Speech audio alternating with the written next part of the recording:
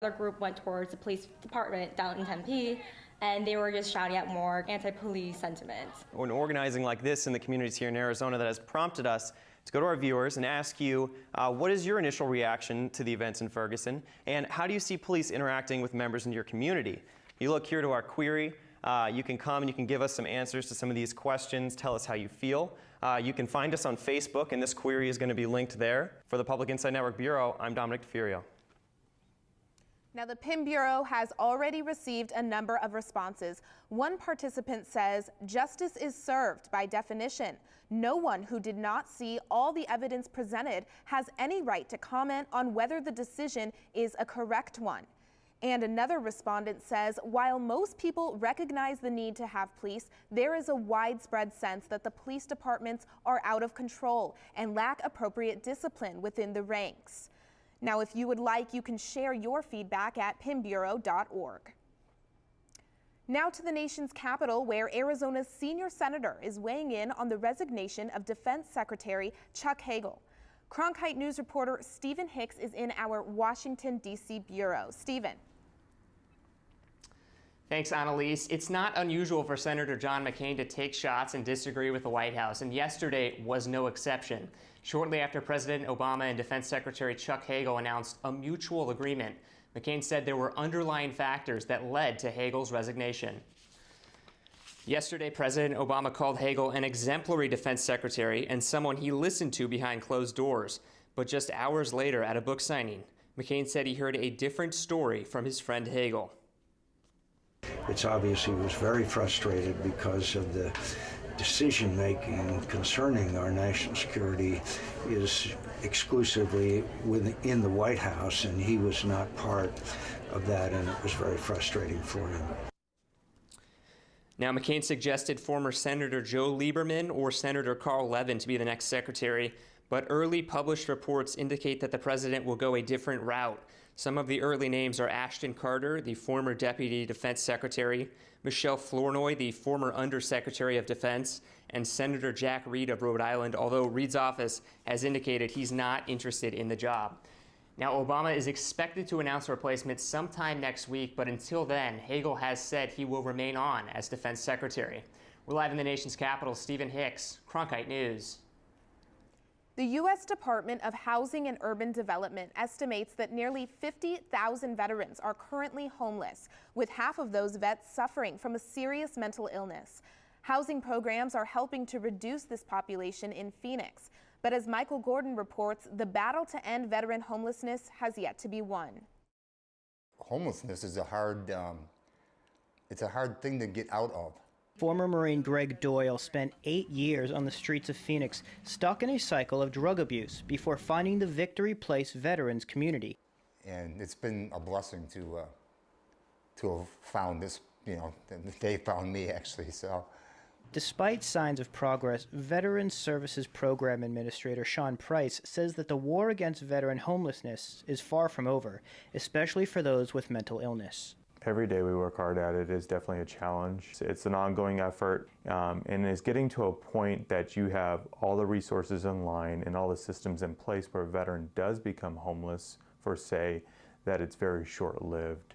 Housing communities like Victory Place have helped lower the number of homeless veterans in Phoenix, but for those vets suffering from severe mental illness, the help they need can often be the hardest to find. Because the SMI doesn't keep them put where they need to be.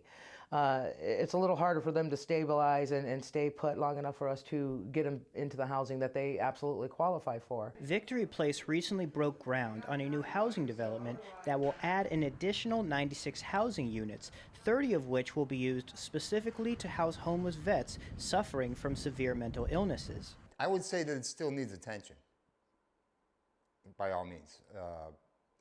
It's not completely eradicated. Doyle stays watchful for the vets dealing with mental illness that have been left behind, helping other former soldiers whose own personal wars still rage on. In Phoenix, Michael Gordon, Cronkite News. Now, in order to help locate and stabilize veterans with SMI, Victory Place has instituted crisis intervention units and a 24/7 counseling service. Now let's go to Jacqueline Pulido with what's coming up on Cronkite News. See how Border Patrol in Yuma County is enforcing the law of the land on the water. And bilingual programs in schools spread culture to students, but one program is also saving a native Arizona culture. Who were the people that got us from there? A world without glass, clean drinking water, time, or light. To here. These were hobbyists, garage inventors, and obsessive tinkerers. These are people who actually made the modern world, who set off an amazing chain reaction of ideas. It's the story of How We Got to Now with Stephen Johnson, coming in October, only on PBS. Cronkite News brings you access across Arizona. News initiative Access Across Arizona in the most western part of the state. Reporter Megan Guthrie went to Yuma County, where Border Patrol agents are working both on the ground and in the water to keep people safe. Megan Guthrie joins us live from Yuma. Megan? Yes, well, the topic of immigration is nothing new to Arizona and the city of Yuma. As Sierra Oshman reports, here, Border Patrol agents aren't afraid to get their feet wet. When you think of Border Patrol, you may think of agents on the ground. Yet in Yuma, the boat unit patrols the river in an effort to deter illegal activity. The river used to be a big corridor for human trafficking and drug smuggling. The town is right on the border of California, Arizona, and Mexico.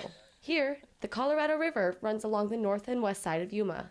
This is also a very active area for drug smuggling and human trafficking. According to a study by the Congressional Research Service, apprehensions of unauthorized Mexican migrants in Yuma decreased by 95% between 2000 and 2013. There's no doubt that we are a major deterrent for drug smuggling and human trafficking. You look at 6-7 years ago, this area was getting overflooded by, illegals coming across, drug activity. Officials of the Kishan tribe, which sits north of Yuma, say they feel safe with the boat unit nearby. Yeah, we do need them, and they're quite an asset for being on the river. Yuma agents are doing more than enforcing the law. They are also saving lives. More and more people are coming out to do water-related activities. It's one way we assist civilians, not just the typical immigration-related work. More traffic means more boat rescues. While the water may appear shallow, the depths can quickly change. The water depth is very deceiving. Right now, the boat is in shallow water. However, just a few feet behind it, you're going to have 9, 12 feet of water. At the end of the day, making civilians feel safe is a top priority. We have to be here. We're major deterrents for drug smuggling, human trafficking. People were dying here.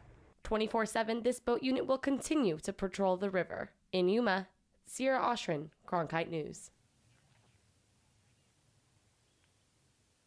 Joining me today is Agent Santana from Yuma Border Patrol. Agent Santana, what makes the area we're standing in today so unique? Well, this area is unique because you have the Colorado River, which serves as the international boundary between Mexico and the United States, but also serves as a state line between Arizona and California. And since our Yuma sector sends agents to patrol California and Arizona, our boat unit is an asset to us because they connect us from state to state. Along with helping to deter illegal activity, you're also helping residents who may be harmed in the river. How are agents prepared to act in a medical emergency? Well, the first thing that we're supposed to do is, the first thing that we do is we call our local emergency medical services to come and respond to the scene. But every vessel commander on the boat unit is a certified emergency medical technician, so they usually arrive on scene and render first aid. Live in Yuma, Megan Guthrie, Cronkite News. Now back to Annalise Ortiz with more Cronkite News next. Public transit that's healthy for the body and the environment. And later, he's the backup quarterback who helped push the Sun Devils into the national spotlight this season. We get the backstory on Berkovici. Brothers and sisters, can you tell me where to go? The women were breaking the glass ceiling. That just thrilled me. We're traveling back in time to help solve family mysteries. No. Wait, that's amazing. a new deal for the American people. We wouldn't be who we are without them. I just gotta get on back to my home at any cost. Nah.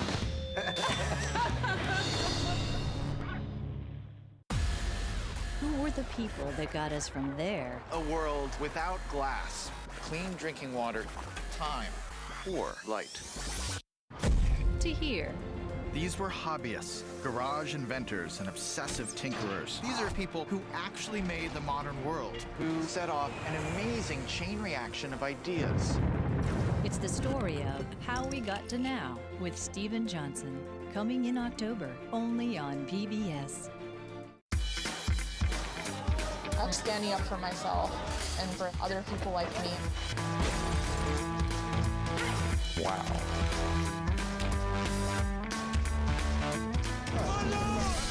This is a bit odd. Are you okay? It's kind of insane, but in a good way.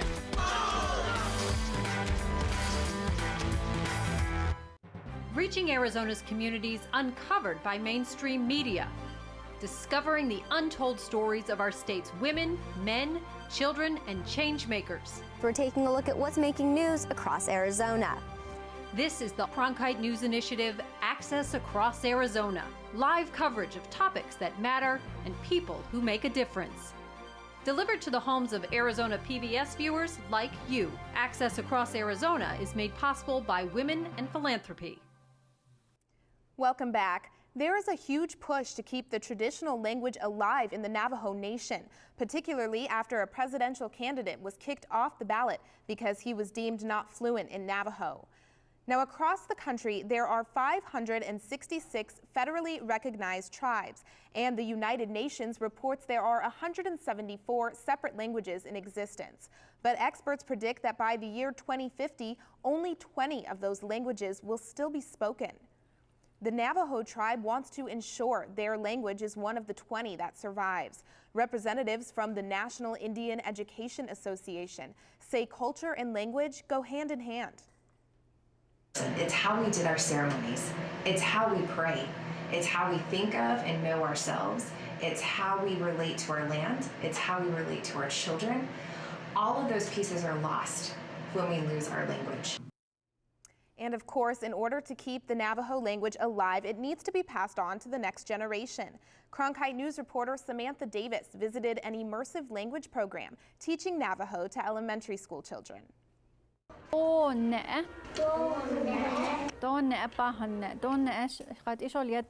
In this class, you won't hear a lot of English. What does that mean? Hello. That's because at this magnet school in Flagstaff, Native American students are immersed in Navajo starting in kindergarten, in an effort to help revitalize a language that has a rapidly declining number of speakers. Puente de Hosho is we're a trilingual school where students at the end of their time with us, the outcome that we hope for is that they are biliterate. Instructors like Pamela White Hansen teach language arts, math, science, and social studies all in Navajo. The students spend part of the day in her class and part in an all-English class. I was hired on as an English second grade teacher, but then they heard I was a fluent speaker. So when they asked me to teach Navajo, I couldn't read or write it. So I had to learn with the kids. She teaches me lots and lots of Navajo, and she helps me get past stuff. Delani. Delani is not just Miss Hansen's student, but also her son. He is one of the lucky students who have a fluent, biliterate parent to help reinforce the language at home. My sister and all my family helps me understand the language.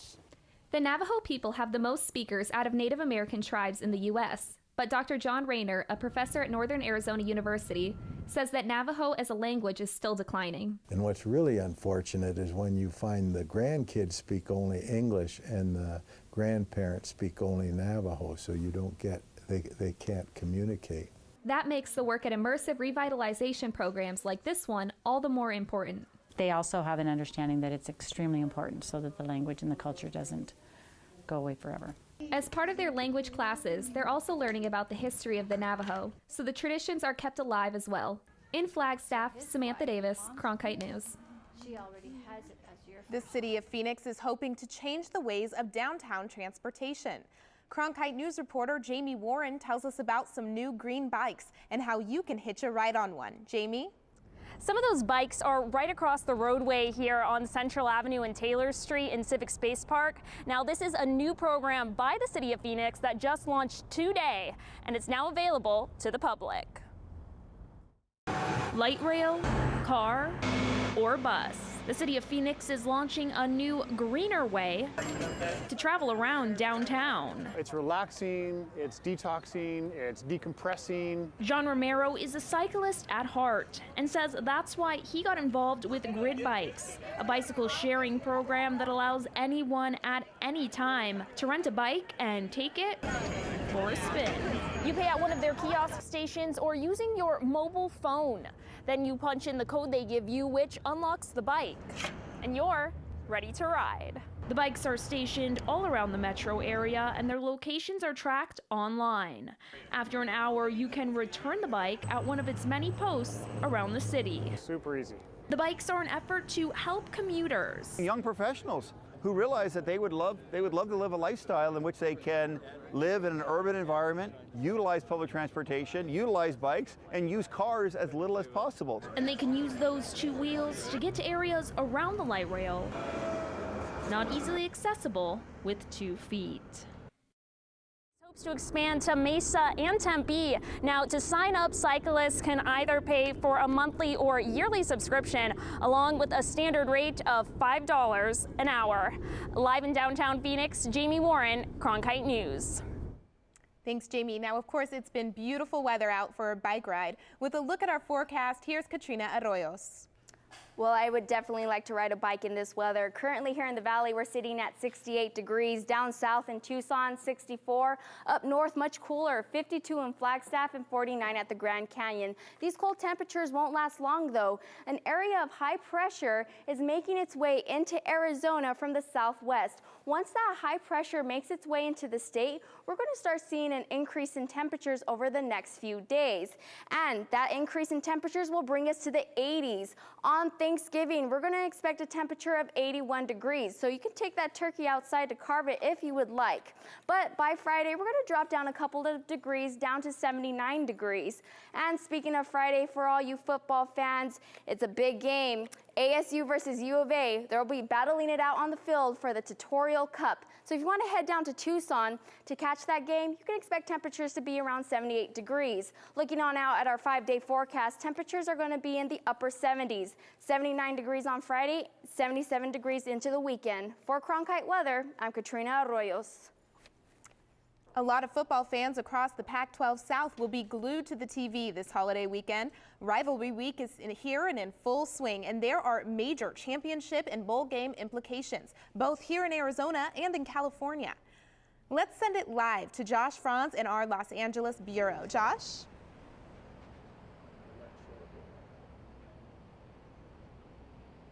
Thanks, Annalise. The winner of the Territorial Cup advances to the Pac-12 title game if Stanford is able to go into the Rose Bowl and upset UCLA. And yes, that's a big if, with a 9-2 UCLA team coming off a big win against the Trojans, hosting the 6-5 Stanford Cardinal. To make matters worse for Stanford, Ty Montgomery, the All-American receiver and kick returner, has been ruled out. Here's a golden nugget for you optimistic Arizona fans. UCLA has lost to Stanford 6 games in a row. And nobody will be rooting harder for nobody will be rooting harder for Stanford than Arizona State.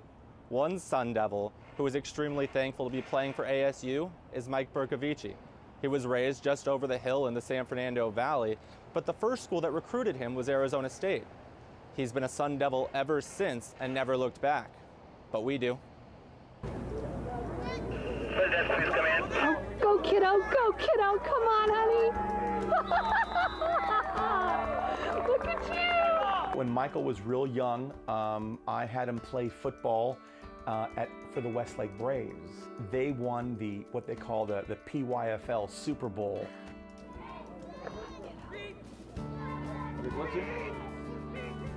I was his offensive coordinator, but every time I'd call a play and we'd signal it from the sideline, he'd never call the play that I told him to because he was the manager. He knew what he wanted to do, and then he'd call whatever he wanted.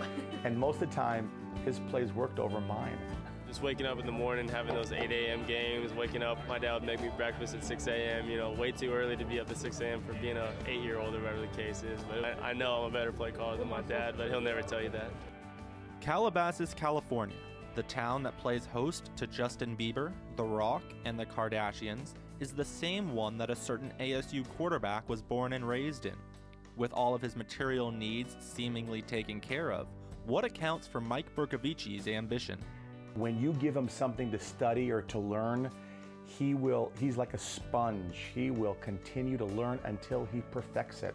Number 2, Michael Bercovici with the touchdown. We would go to camps and there would be a kid that's 5 years older than him, and he'd get in their face and tell them what to do, like not shy in any way. Michael started his high school career at Westlake, but transferred to Taft High School 2 games into his junior season. He wasn't getting any playing time. It was the best moment in Michael's life.